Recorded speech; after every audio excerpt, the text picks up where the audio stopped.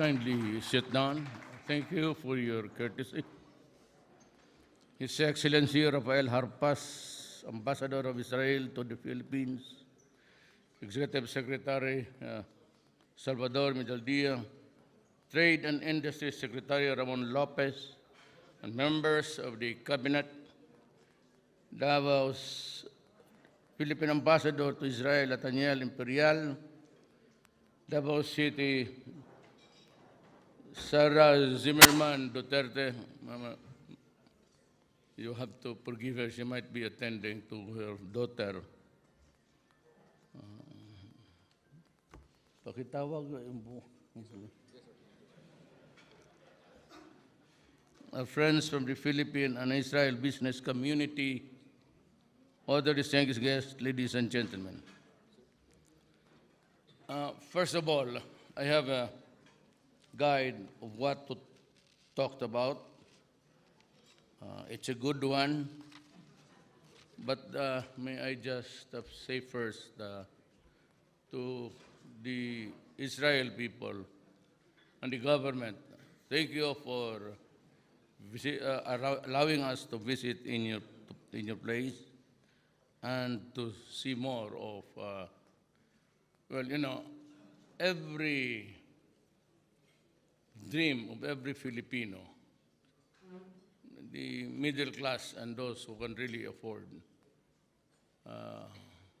It's kind of a built-in urging inside to visit the Holy Land.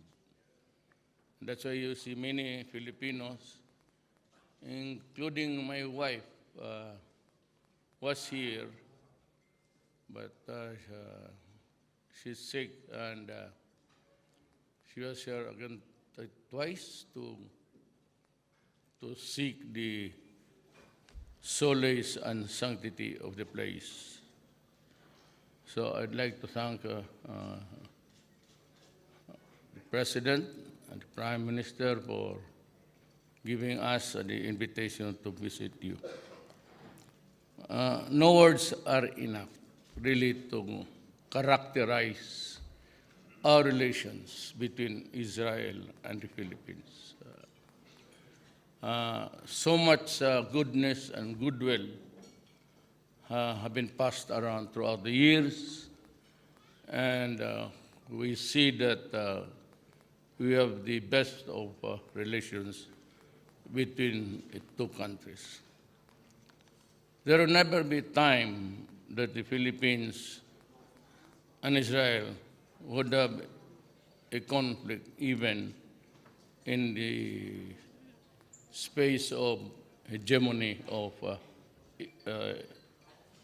influence, geopolitics, simply because one is that we read the same Bible, we say the same prayer, and of course our shared values. So much has been said about me and now about the criminals and the drugs and the ISIS operating in my country. And of course, there's also the rampaging, murderous bandits that abound in Mindanao. I must have known that I'm a public, or I was a public prosecutor for 9 years. I was doing trial work in court. And as a matter of fact, my favorite book is, I don't know if it's being used here, but it's Einstein, Goldstein rather. And he was one of those popular American Jew who wrote that book by Goldstein called The Trial Technique. It's about court strategy and practice. I do not want you to feel that I am repeating a redundant statement. But you know, little as we are as a country, and however humble it may be, the Philippines, Philippine Republic has stood by your side in your critical review.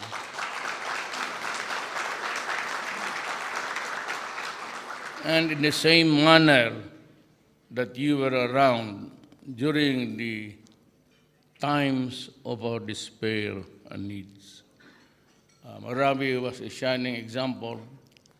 I do not think that there is a secret there or that it should be hidden from the public. But I'd like to acknowledge, as I have acknowledged it everywhere, that the equipments that you lent us help the military of the Republic of the Philippines win the war against the ISIS in Marawi. As I have been telling before, in front, I do not want to offend my military men. But there's a quirk something. During my first days of my presidency, I called for a command conference. And everyone had his time. The Armed Forces of the Philippines, so he's a spokesman. Then the time for the police to render the report. And there was a summation of all the things that we had to do. But when my time came to speak, and I said, ladies and gentlemen, I do not mean to offend you, but you have failed to mention to me the dark clouds ahead. I see them looming in the horizon. And I said, good afternoon, Vice Mayor, your seat is here. So, may I introduce my daughter?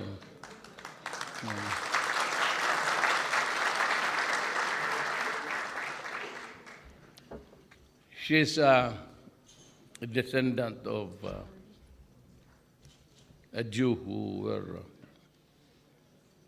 the ones who went to the Philippines to seek the sanctuary from the persecution in Europe. Her last name is, her mother's name is Elizabeth Zimmerman. So she is here.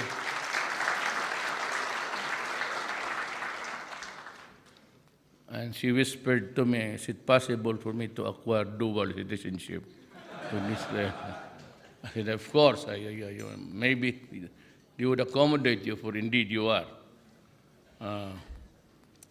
So I said, there's a big dark clouds looming ahead. And they would ask me. It is a very interesting story. I know that you are here for the signing, but if you want to listen to me, this is how it worked. It played out. Indeed, I said, there is this group, Abu Sayyaf. They're a bunch of bandits who know nothing but to kill people even after the ransoms were paid. And they would decapitate people whom they capture in front of cameras. And I said, these are the people that the ISIS would go to and seek also the sanctuary. And be careful. For the first time I said, they will come. I was observing the movements of in this place, how they went ahead with Mosul, Aleppo, and all of these things. At one time they were there, but it has been about so many years of fighting without a respite to the good people of the Middle East, to those who do not want war. So it came to pass that they were there. And the depredations doubled, and this time they had the ideologues. And when a tribe, a politician or a bandit he used to, I don't know if he was the one who ran for office or lost. He was assigned as the, forgot the name of, but he was the chieftain that was selected by the ISIS to do the organization and to bring the ideology inside Mindanao, an island in the Philippines. And at that time, I saw already from the reports that the arms were being passed around, and we kept track of that.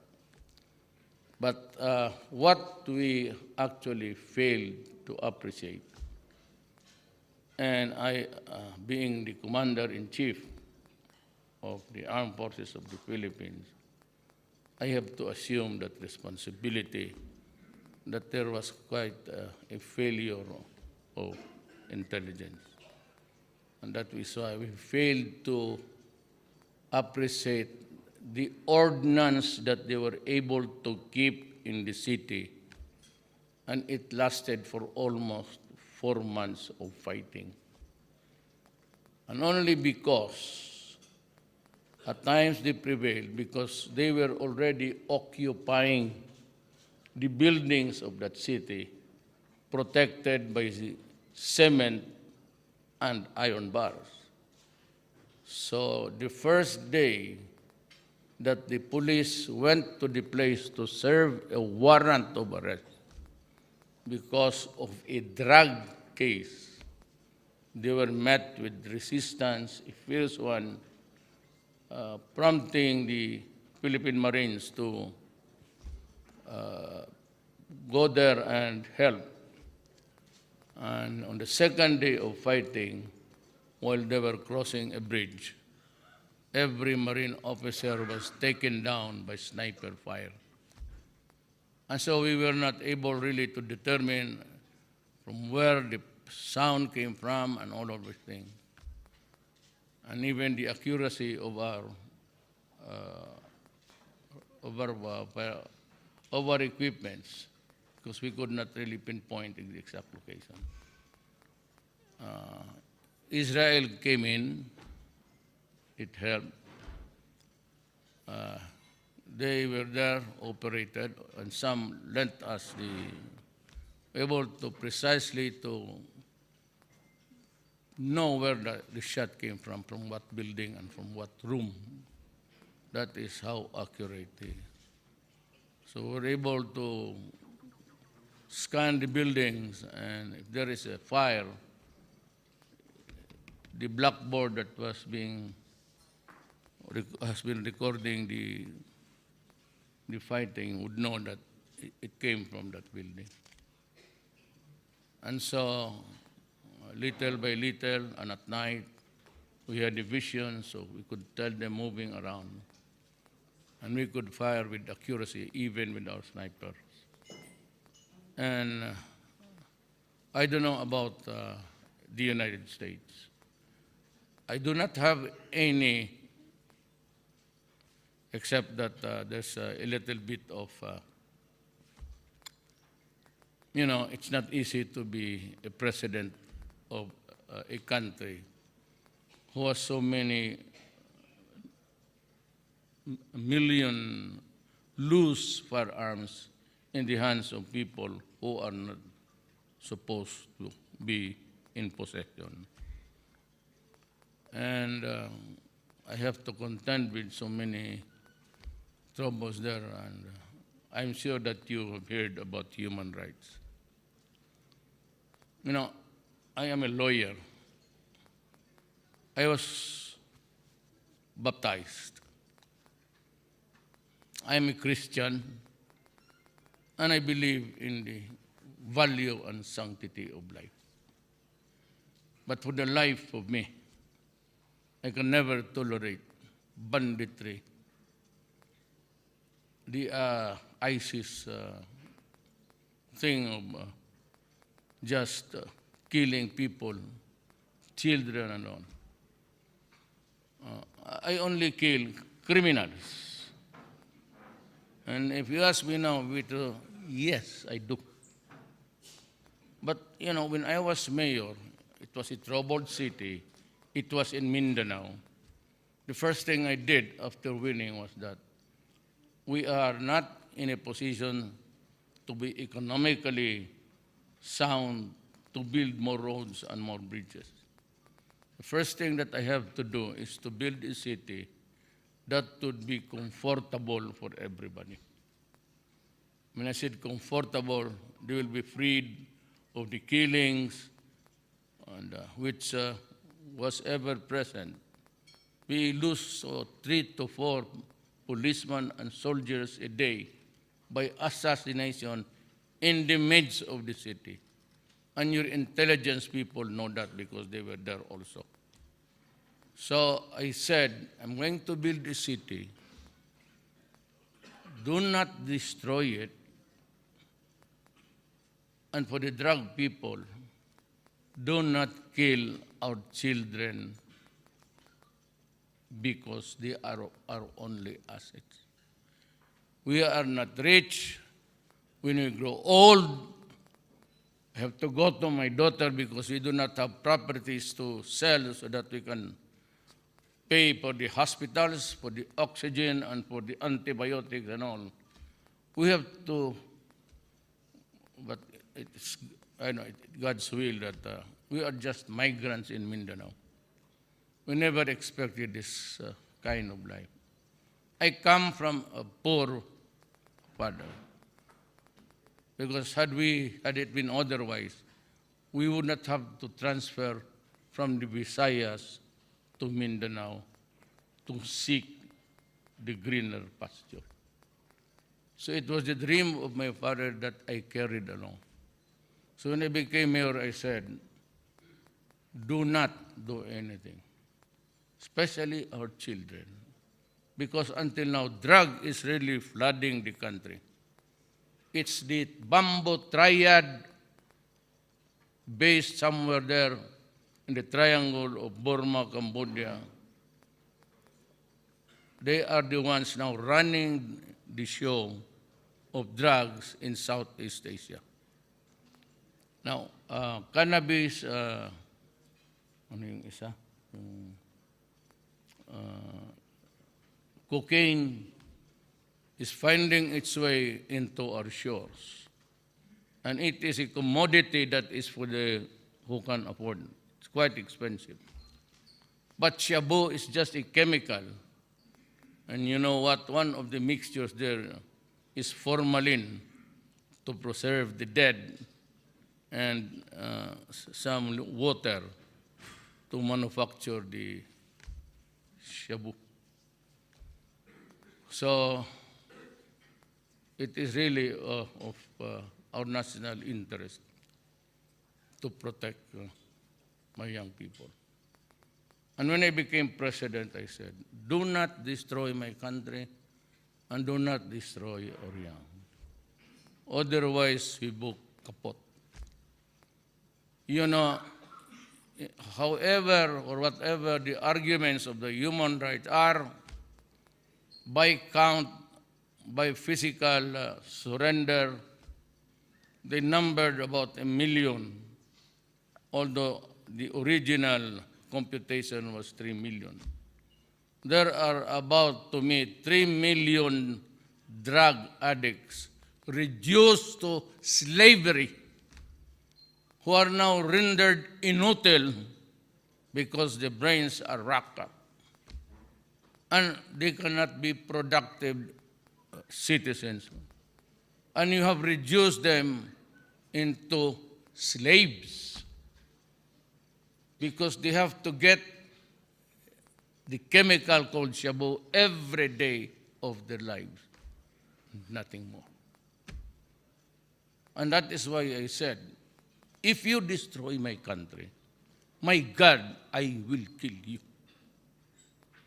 And if you destroy our daughters and sons, we are not rich. Some of us could barely send our children to school. I don't know why this is so, but God can answer that question. maybe it's part of the universal equation of how things are. Nobody can explain that.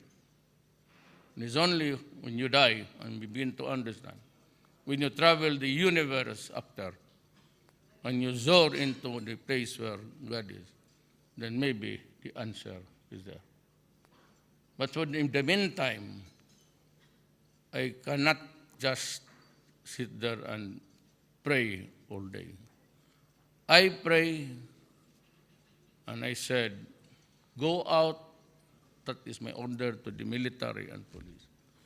Go out, destroy the apparatus, the organization.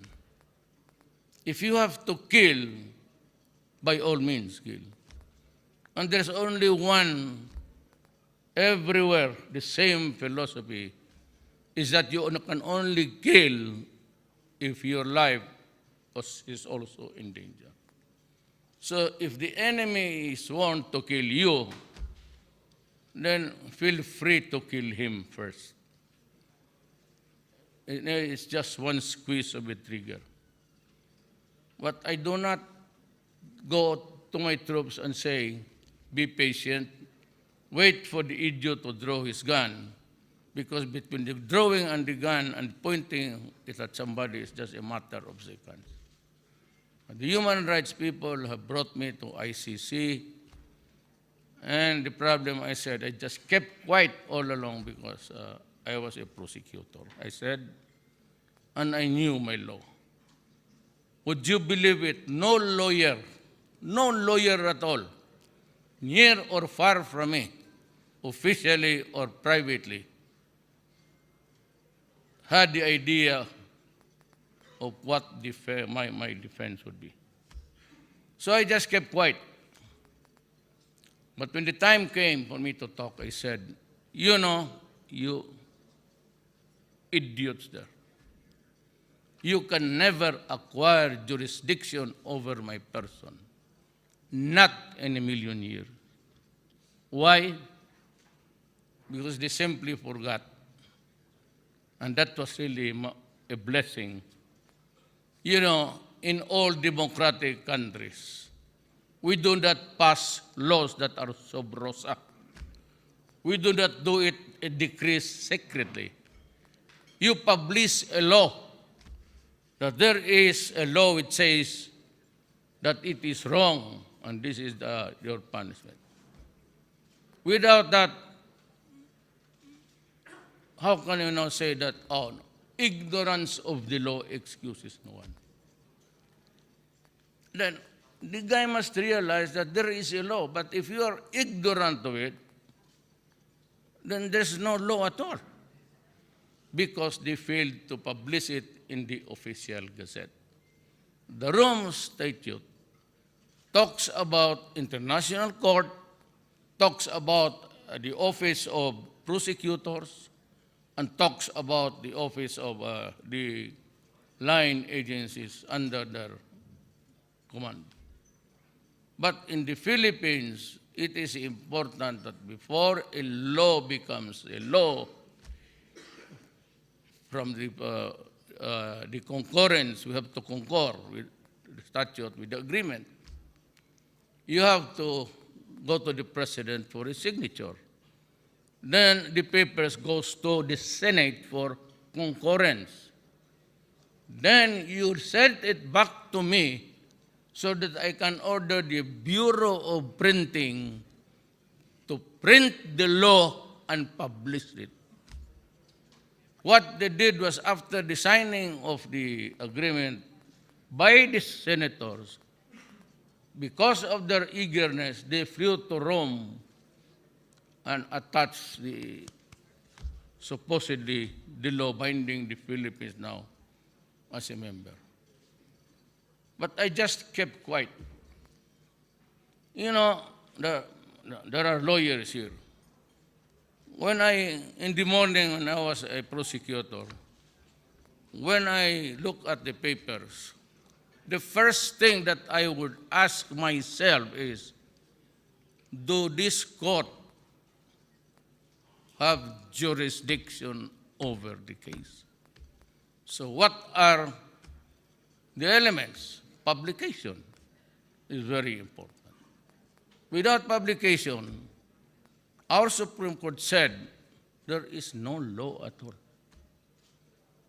And so I was just letting them both. I said, go ahead. You criticize me. I said, I just dismiss it with a nonchalant because they thought I was a madman. I was a despot. Well, I said, go ahead and investigate. And the time came that they said they would now publish it and the indictment and it go to the UN. And I said, told my countrymen, do not believe in those idiots. They're a bunch of ignorant people. And so that's what happened. You did not publish the law. So how do you suppose you can prosecute me? There is no law. Because if there is no publication, then the Constitution applies. In that document, the Constitution, which is binding to all, it is the Bible of every community, international countries who believe in democracy. You have rules, the Constitution, and it's a sacred one. In there says that no person shall be deprived of life, liberty, or property without due process of law, nor shall any person be denied the protection of that Constitution. So how would this apply to me? I am now being charged of violating human rights. There is no such crime in the revised penal code about what is extrajudicial killing. This murder, homicide, everything, but extrajudicial killing is very, very foreign to us. Well, anyway, I said, in my case, that no person shall be deprived of life, liberty without due process of law, nor shall any person be denied equal protection. How does it operate for me? Because they forgot to publish it, or in their hurry, they just flew to Rome. We just wanted to go around and we're in a hurry there to, they just went ahead and appended.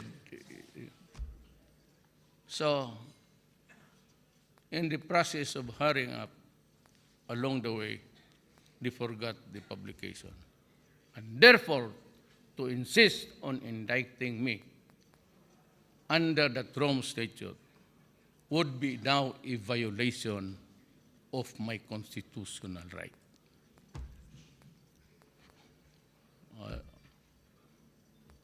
If say that they can, we say now, we withdrew.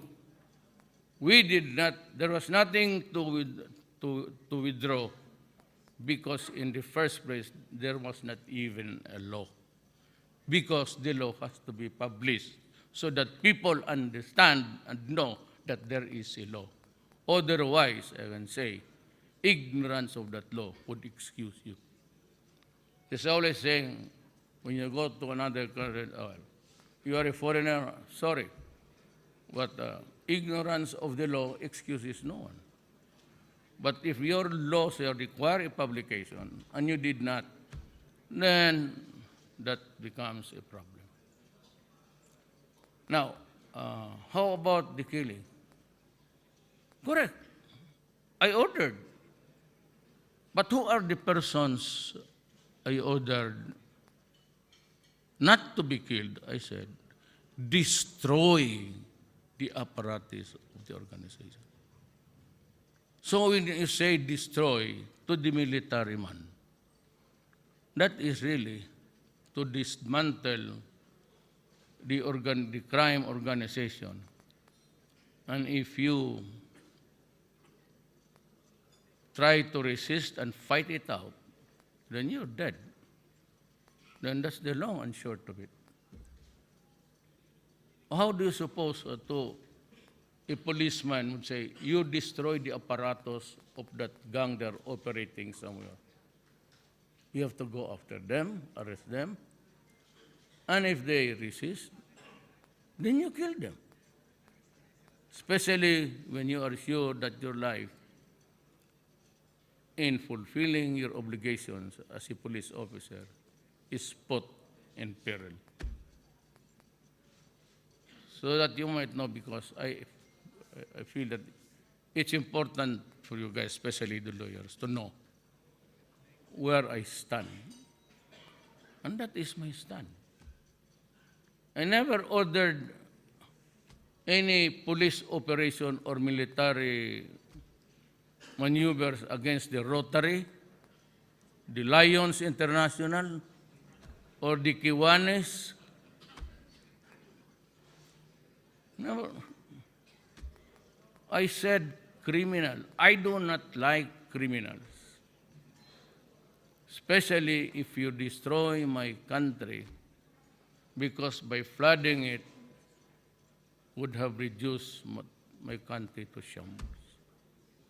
Well, there are so many critics about the killer. I have about more. True. I was just a mayor. I was not a political figure in our country. I was just a mayor of a small city down south. If you look at the map, that's Mindanao. If you look at the map, your right hand is the east. From where you are, your left hand is the west. If you are in Thailand, then you go face north, same. So in my city, it's down south. I was just a small town mayor. And I was never able to separate my personality, because I am not a split personality. I never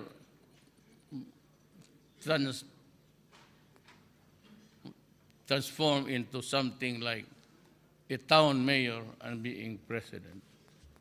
And so I have about, I curse, I throw epithets a lot when I'm angry. And they said that, this Duterte is not a statesman. He should not be going to anywhere. He would put us to shame. He talks like a gangster, and he curses everybody. Correct. Because I never studied to be a statesman. There's no course as a statesman.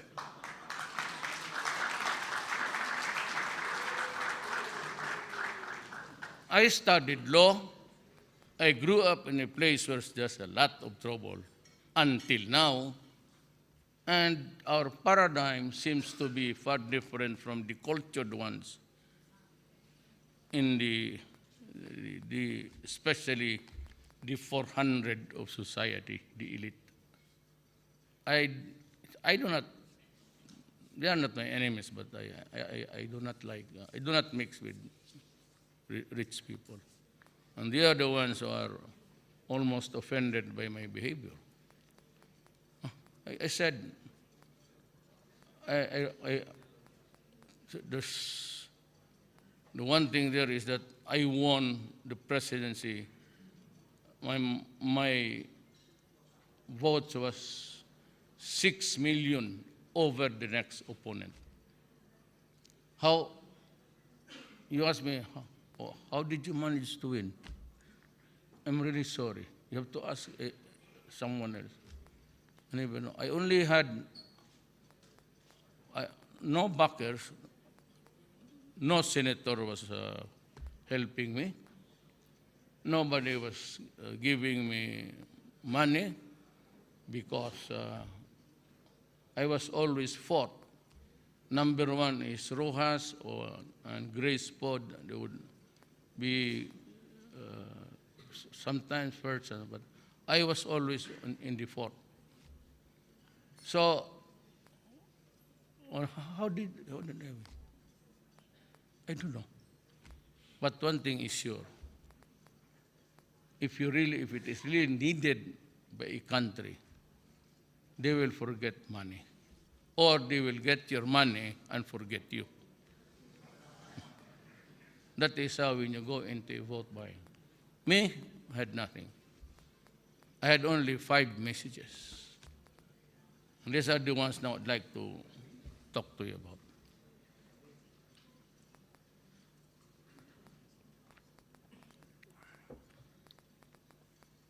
It's hot here, like the Philippines.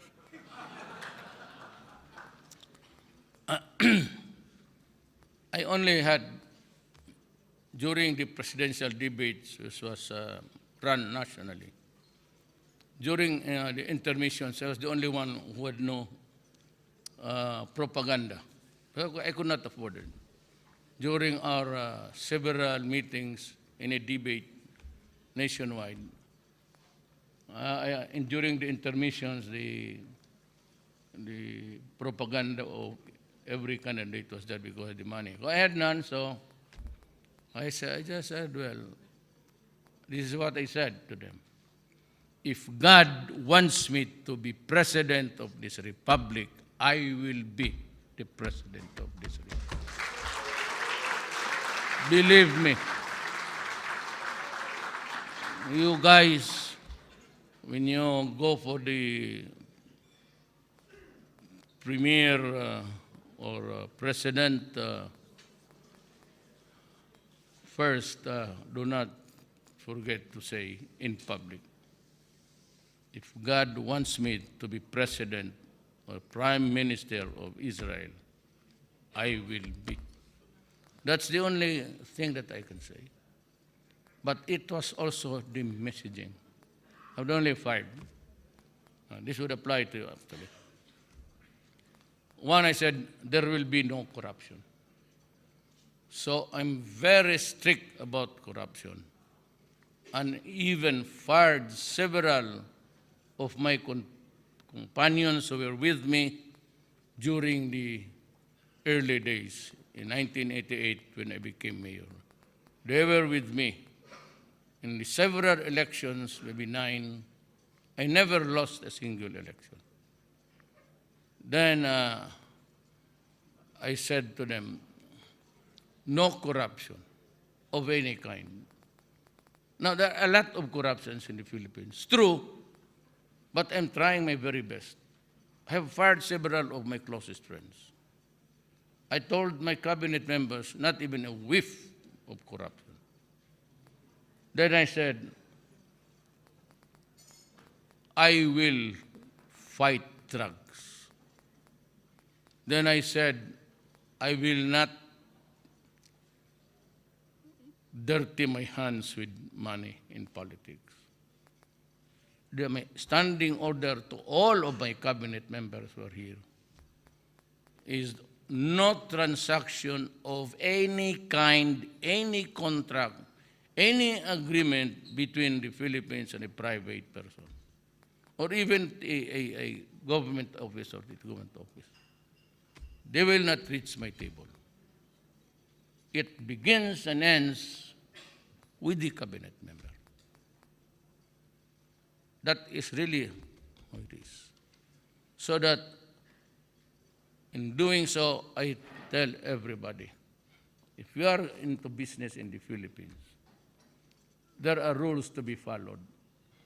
But I'm going to make it simpler and simpler, the rules, when I go back. And I want it really to be graft-free. And if there's any one of you here now, and I give you my guarantee, if any one of you here who do business in the Philippines and you are given a hard time, especially if you are being milked or extorted or being asked to even a peso, tell me, I will grant you an audience even in the middle of the night and hear you out. And I guarantee you, just remember the official with whom you are transacting. You name him, I will call him and in front of me, I will say to you, slap him. Slap him twice on both cheeks, because he is insulting you, he's insulting your character, and for me, he puts my country into shame.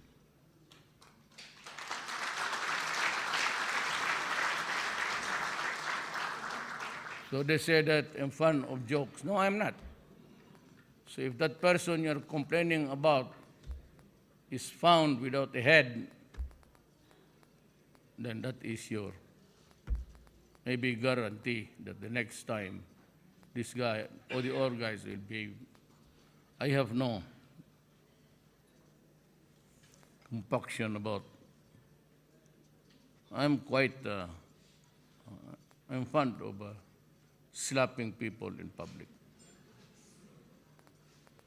It does not make any effort. Unlike when you box a guy, you sometimes hurt your. Slapping is just.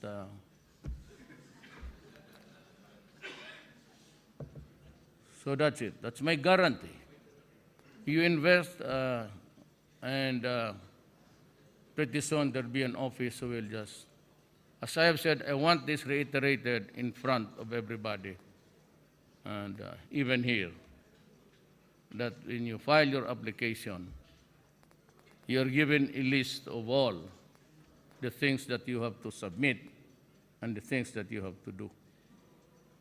Then file it there in that office. We will hand carry it to the office where it's concerned. And we will tell you, you deal with this person in that office, who's the one in charge of processing. If there's a machinery that you'd want to import, you just use the regular channels. And if you want to participate in the build, I don't know if we still have the money, but my transportation secretary is here. Art Tumindico, you might be the one chosen to build the train from here to the Philippines.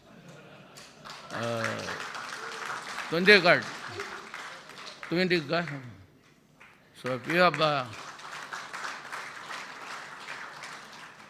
you want to have a skyway across the Indian, what's the route? Then he's the man. He's the valedictorian of my class in the law school. He's really good. Even we were students,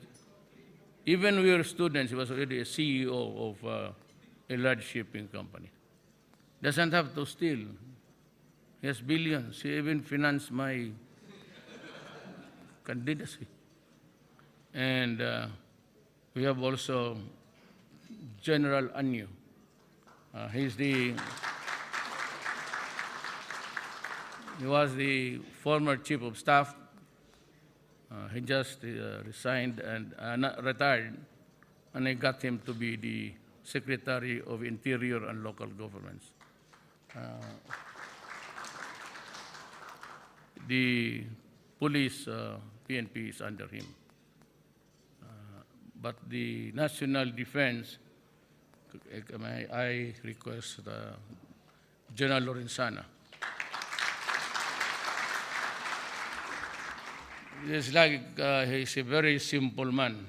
He was also the valedictorian in his class. And I don't know if he was the PMA valedictorian in the Philippine Military Academy. Next to him is a seasoned politician who is in charge of labor, Silvestre Bellio. Stand up. He is fond of not wearing socks.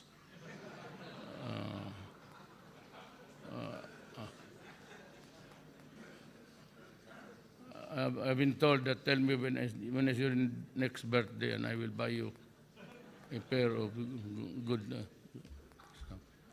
I have with me the DNR is the environment guy, General Simato, also. He is no stranger. He's retired, but during his retirement days, he was also taken in by President Arroyo before to come here in the Middle East to manage the situation during the troubled years. He went ahead because I told him, go ahead, because you know it with your fingertips, the situation. And I had a briefing last night. And so I have Secretary Vijaldia, also from, and the Department of Trade and Industry, Ramon Lopez, Secretary. So as you can see, those who are here are really, our ambassador is here. Tony Lambino, he's in charge of an economic zone. And then I have, I have my press secretary, Roque, Secretary Roque. Obviously, you know that his hair is not true.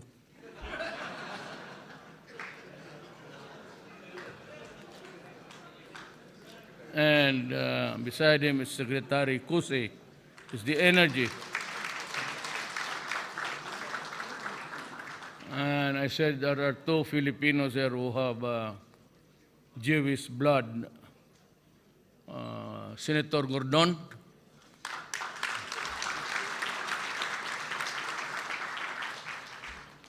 He has a lineage of Jewish blood also. But in my family, it's Inday, my daughter. So these are the guys that you'd want to, or if you want a nearer connect, then you can ask. Inday is a dialect, it's like Mary, something like that. I mean, a lot of the Inday is when you love your daughter, we call that Inday. It's Inday. But this is Sarah Zimmerman Duterte.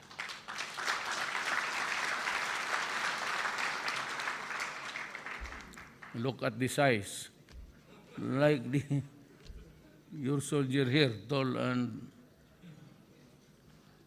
so that was the second, corruption. The third is that I would not meddle. For the life of me, I'm sure that Israel is, whenever I talk to over the phone, I know that everybody is listening. And I would always tell the guy on the other line, at the end of the line, I do not use cell phones to talk about state matter. It's always, I do not call them. I don't even know the number. I want very hard. I want it you to know that I am hard on this rule of not using anything except if Inday is not here, then I can tell you the guys on the other end of the line. It's always a promiscuous and lascivious conversation. It's always with a lady. Then I said, Dick, why don't you pull a chair and umupo ka na dito?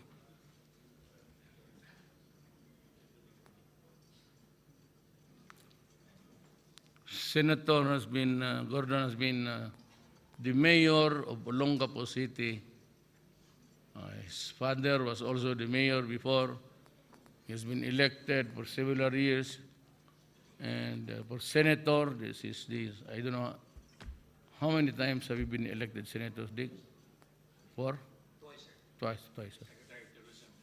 Yeah. Kasi, so, you have Senator Gordon. Now,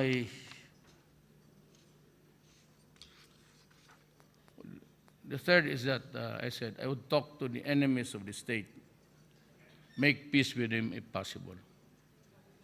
I've been talking to Murad, the MILF head of a revolutionary group, a large one in Mindanao.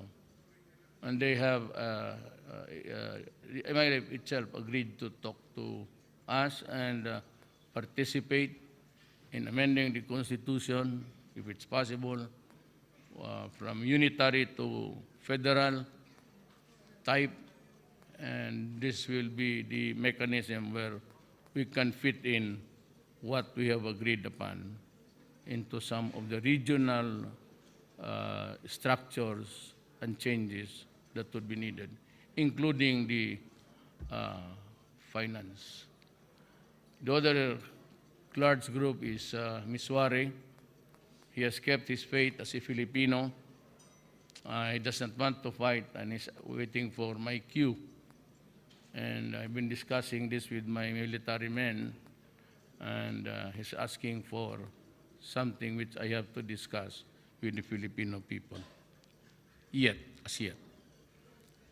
So, Communist Maria Sison, the head, I don't think I can agree on him on any point because he has so many demands. He distributed in the so many issues that they presented, several about governance, taxation, and all.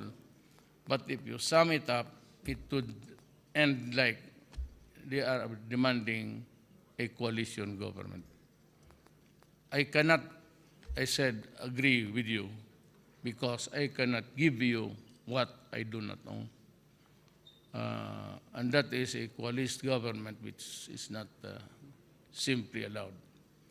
And if I do it, it will, the military will also kill me because my soldiers are into the ways of democracy. And communism is not acceptable to almost all of the people. They're just a minority, but they are waging a war there. And what is sad is that for the many times that you should know this because some of the CIA guys are here. I know. And so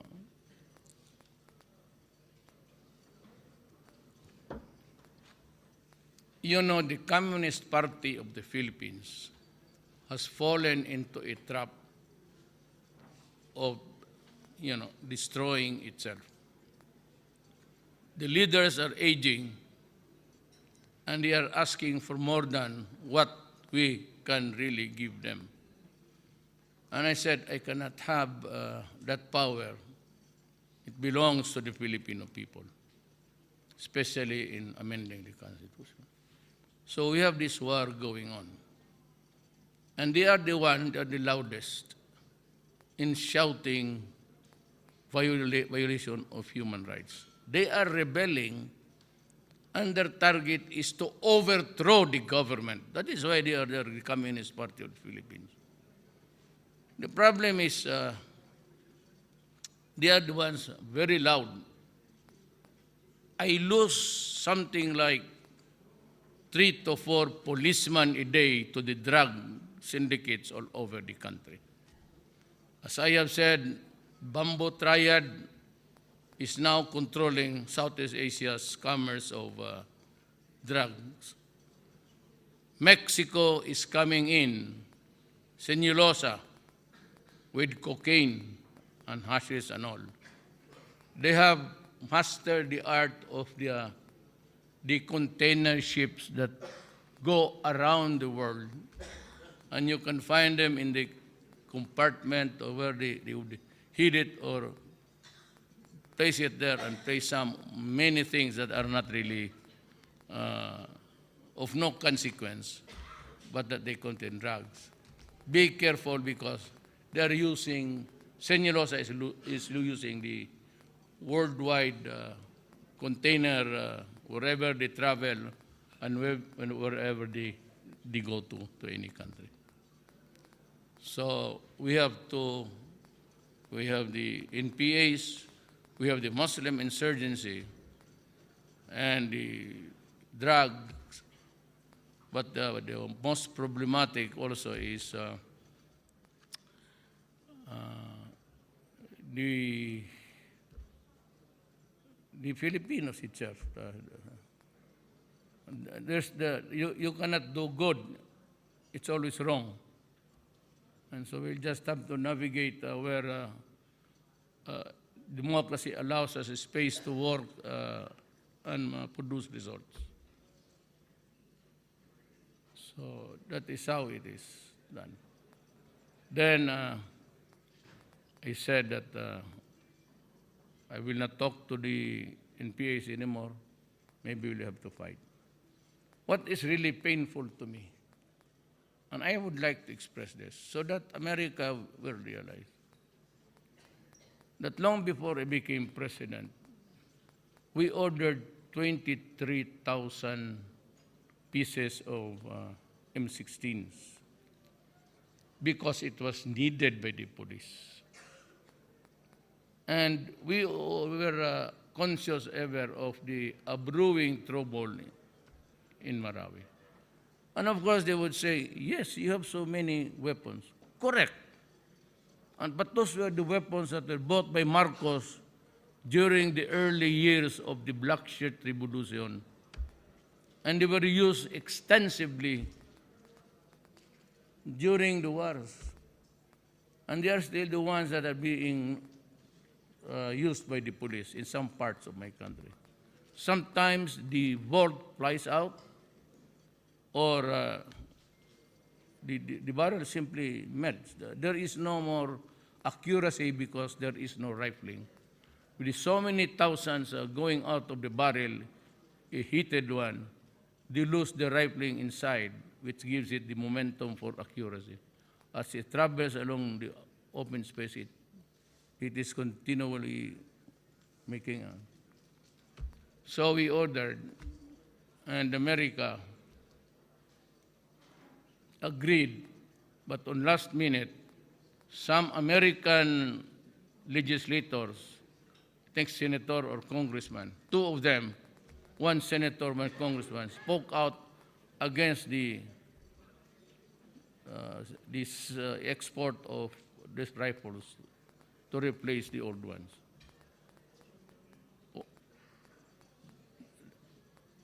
You know, I said, you know, America, in my speech, one day you will realize that you are far more worse 10 times over than our problems, and it's drugs.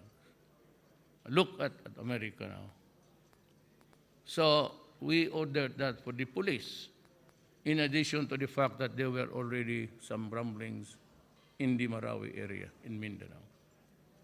But at the last minute, they said, we cannot give it to you because of one or two congressmen who spoke against it. So we needed those rifles. The need was great because there was already fighting somewhere in Mindanao. And as a matter of fact, when I realized that I could not get one, even, I was forced to go to, not really forced, but it was a choice, but to no other reason. I was to go to China. So I talked with Mr. Xi Jinping, and he was very honest. He's good. He can talk. He can communicate.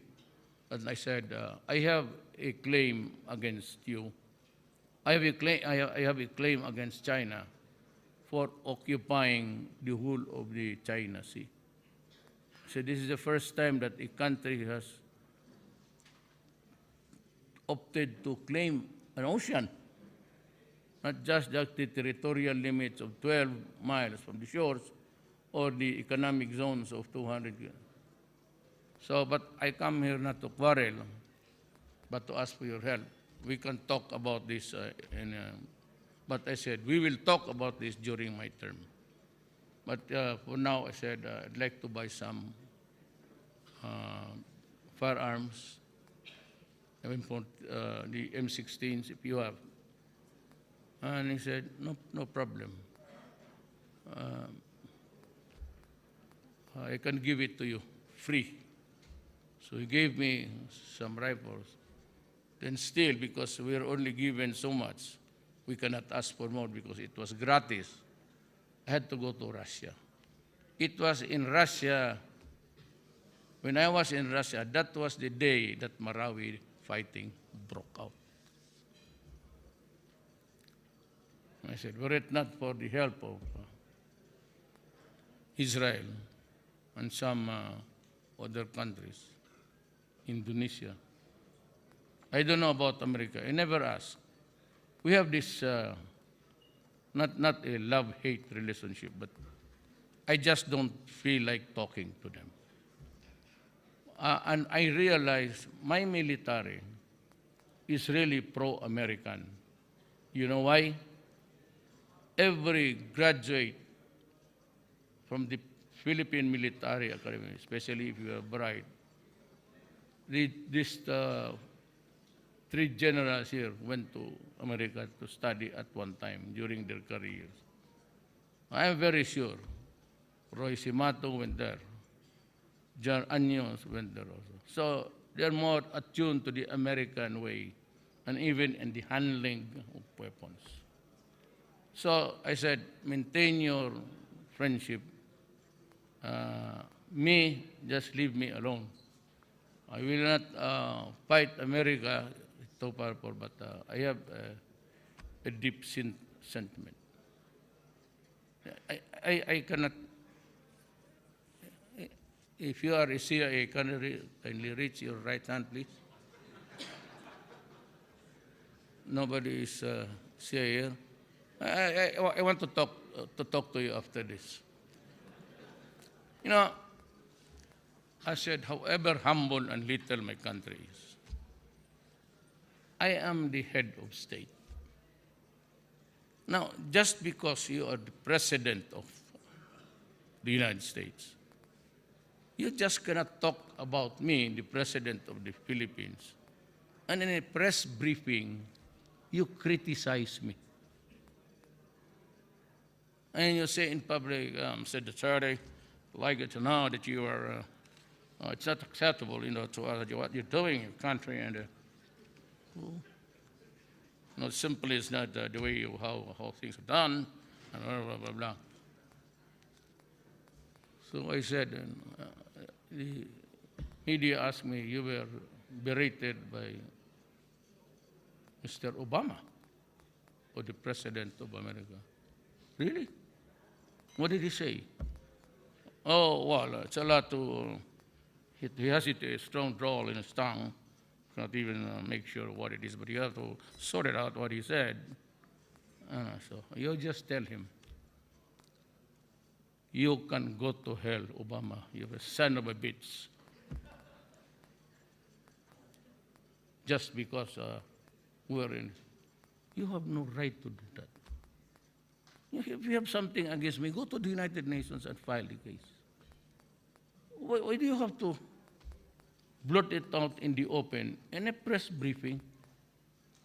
I am not a county or a mayor here or a janitor of White House. You do not do it. That's what I said. Then came Trump. He calls me. I called him. I said, to congratulate. Every head of state would always do that. I called him and said, congratulations, Mr. Trump, on your, is this the president of the, yes, sir. Oh, I'd like to invite you to visit me here in America. You should come here, we could talk. So, if I have the time, Mr. President, but, I run a very tight schedule. Oh, well, maybe, but you've heard that I'm going to the Philippines. Yes, I'm waiting with great expectations. So he comes to my country, he goes public, he says, "Oh, Rodrigo, you are my man here. I like what you're doing. You're doing a fine job killing people."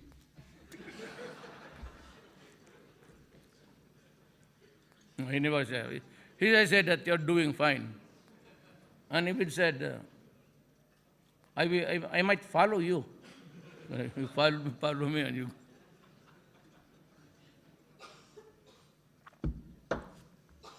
So, Mr. CIA, I'm sure you're after my neck.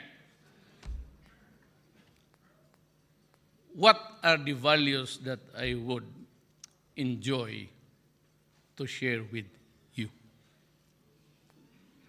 Here's one president berating me, and another one praising me. So you're bad, but Mr. Trump says, "Oh, you're good. You're my friend. You're doing fine." "Oh, really, sir?" "Yes. You go to America, and I'm inviting you. If I have the time, Mr. President, I'd go." So, ladies and gentlemen, if you were in my shoes,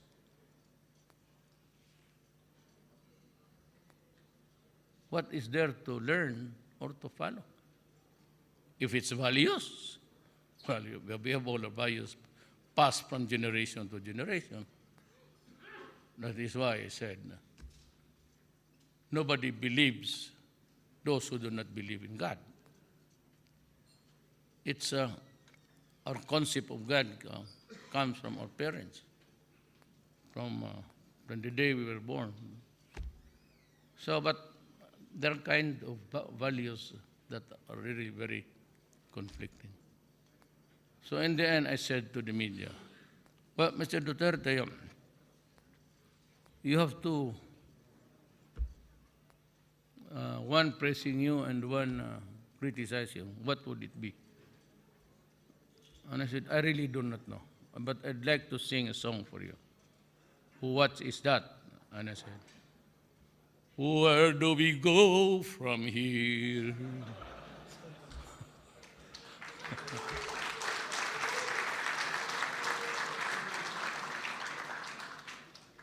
Yeah.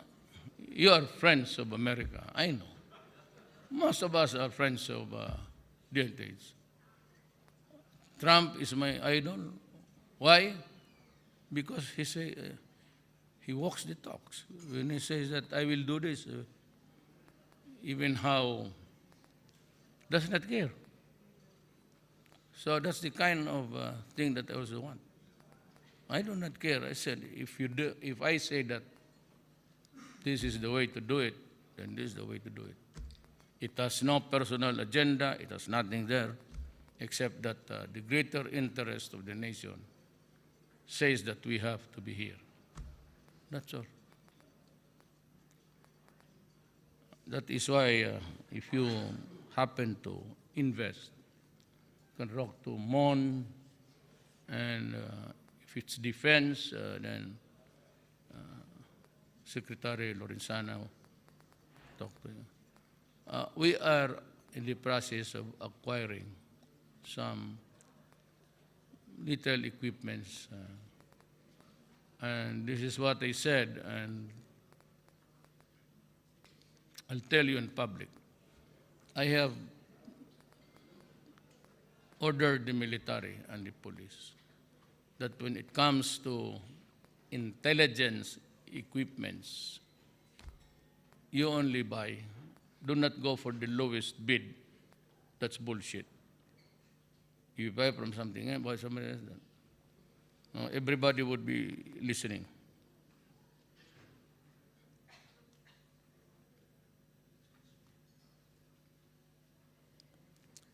It's 4:10.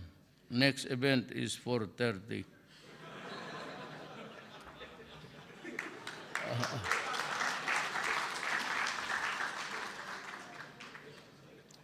Just tell them that I am good until 9 o'clock tonight.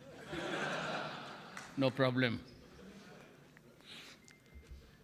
I have a crowd here listening to me. So,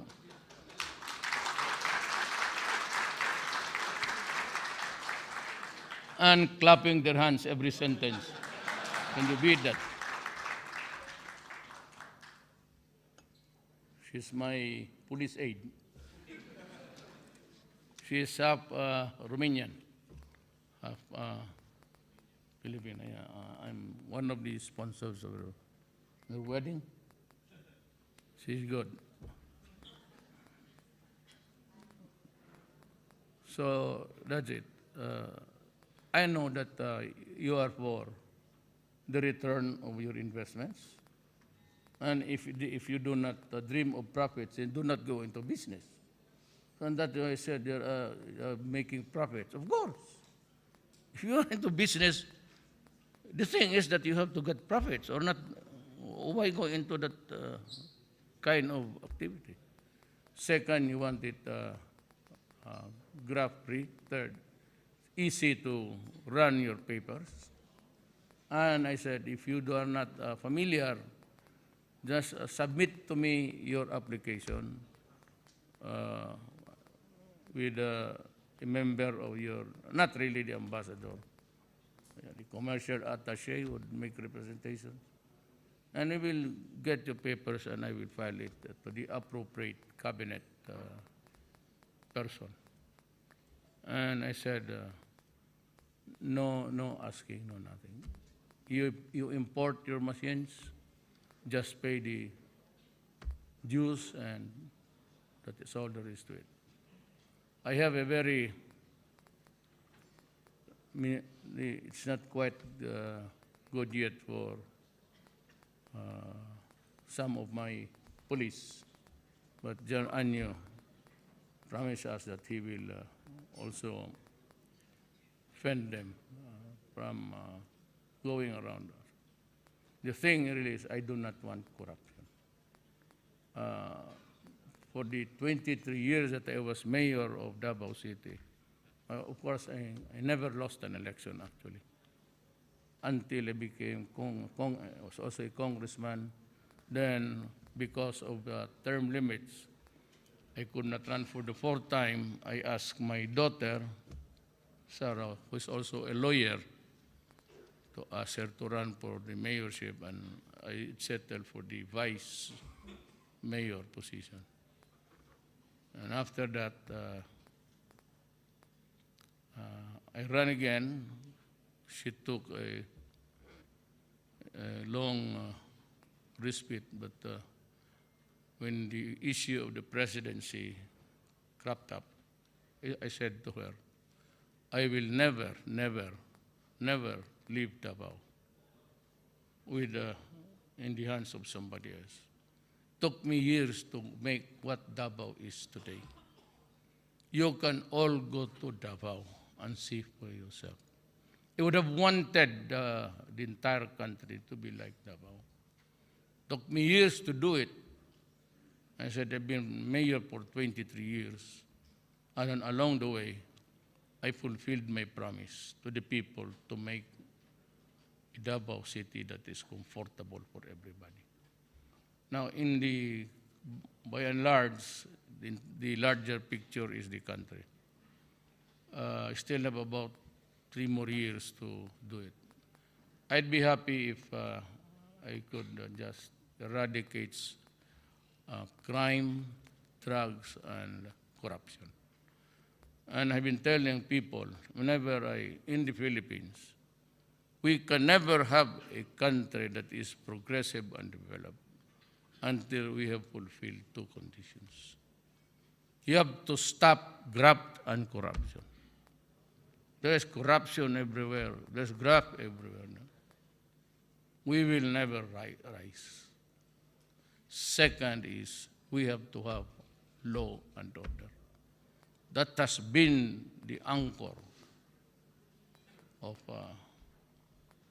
how I built my city now. It had a growth rate of 2-3% when I first became mayor. Davao is hitting 9 growth rate. very high, the highest of all the country. But Davao City is quite just like here. At Manila is very, well, it's an open city for enjoy. But in Davao, when I was mayor, the first time I said, no more firecrackers, no more smoking,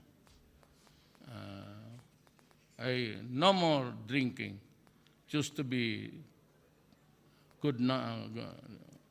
It's the limit was 2 o'clock. When I became mayor, I said 1 o'clock because you have to go home and sleep. Here comes this lady. He reduced it further. It's 12 o'clock. So 12 o'clock in Davao is like a Holy Friday for the Christians. You do not see anybody walking the streets. I'm telling you the truth. You can ask your friends to take a footage with your cameras. See how Davao is. In daytime, at Gelato, we have hit about 2 million population. But at night time, people have become used to just being there and disciplined. Well, in the early years, we had to, just like Dick Gordon is very strict, you have to force it down the throat of the people. This is to our national interest. If we don't, then do not blame me. So I said, this will be it. And so, but Davao remains to be a target of the ISIS. As a matter of fact, in the previous years, the cathedral, church, was bombed twice in between. The airport and the wharf suffered, and during her term, the night market was also. We were able to manage. And so that was really very important to us is crime detection and prevention of crime, because these things are very important and very crucial to the maintenance of law and order. So I am here to invite you. Davao is progressing a lot.